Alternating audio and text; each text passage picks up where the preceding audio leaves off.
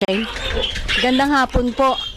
Ako po si Mrs. Olive Anyevas ng Pililla Rizal. Gusto ko lang po i-share yung benefits na nakuha ko dito sa Atubi sa aking pong inahin na baboy. Simula po ito nung magbuntis, pangalawang pagbubuntis na po niya eh. Tuloy-tuloy po ang pagbibigay ko ng Atubi sa kanya. At saka ang ginagamit ko po yung magandang klase po ng feeds din.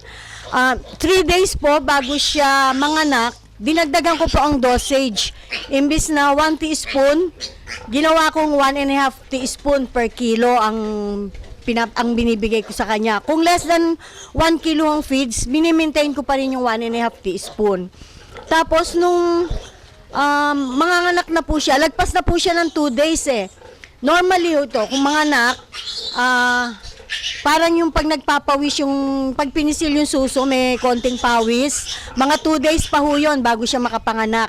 Pero this time ho, pisil ho ko ng pisil sa suso, wala ho akong makitang gatas. Pero mayat maya ko siya chine-check kasi 116 days na siyang buntis nun eh.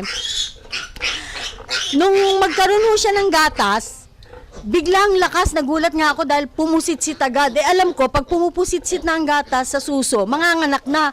Pero hindi ako makapaniwala kasi biglang lakas kasi sabi ko, hindi pa siguro. Pero nandito na ako nag-i-stay sa tabi niya sa duyan. Ngayon ang hinihintay kong lumabas yung tae ng biik. Wala pa rin yung tae ng biik, pero parang meron siyang basa-basa na parang may sipon. So, naghihintay pa rin ako sa tabi niya. Nung bigla may tumulo na parang tubig, sabi ko, ano kaya yung tubig?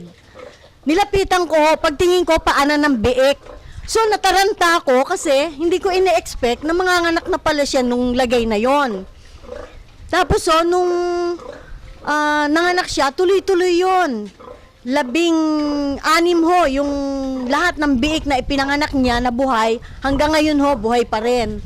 Pero meron ho siyang inilabas na isang patay, aside from the 15 na live, meron pong lumabas na isa, patay na siya, at saka meron hong dalawang mummified, half-developed na po kasi matigas na yung ulo niya, yung bungo.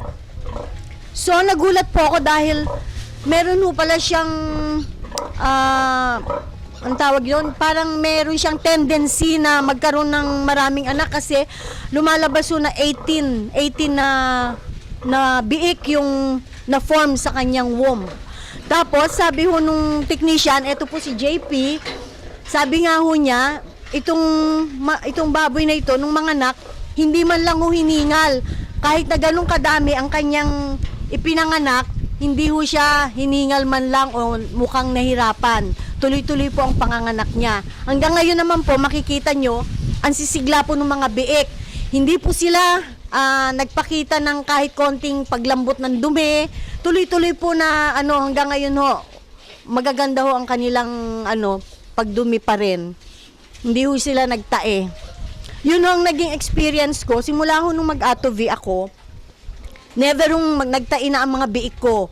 At saka nakasaybo ako kasi dati nakakaubos ako sa isang hanggang sa maawat ko, nakakadalawang bote ako ng gamot sa pagtatae, kasama pa ho yung another 2 bote ng antibiotics. Pero lahat po yun na tipid ko na ngayon, Atobi na lang po ang aking ginagamit. Kaya malaki po ang tulong ng Atobi sa pag-aalaga ko ng baboy. Hindi pa ako stress na nagkakaproblema pag nagkakasakit. Hindi po sila nakakatikim ng antibiotics hanggang sa maibenta ko. Yun lang po. JP, observation. Magandang hapon po. Ako po si JP, Katampatan. Technician po ako. Dati po, sa pagkaka-experience ko po rito sa Atobi, dito lang po nakita ang pagkakaiba doon sa iba ko pong hinahawak ng ibang mga backyard farm at ilang mga farm. Sa pagkakatingin ko po rito, hindi ko po expected na hindi po ito hihingalin. Doon po sa iba, hinihingal. And then, nakita ko rin po ang kagandahan ng Atobi, yung pong paglabas ng biik, ang bilis po niya lumabas. Hindi po stress, tsaka doon po sa pagtatae, hindi rin po gano'n nagtatae. Kaya kung minsan po, nai-recommend ko doon sa iba kong mga farm na gumamit ng Atobi at nakakagamit na po sila. Napakalaking bagay po nitong atubing ito. Para po sa akin, isa po itong kayamanan na dapat pong itago. Kaya kaya hanggang dito na lang po. Pasensya na po.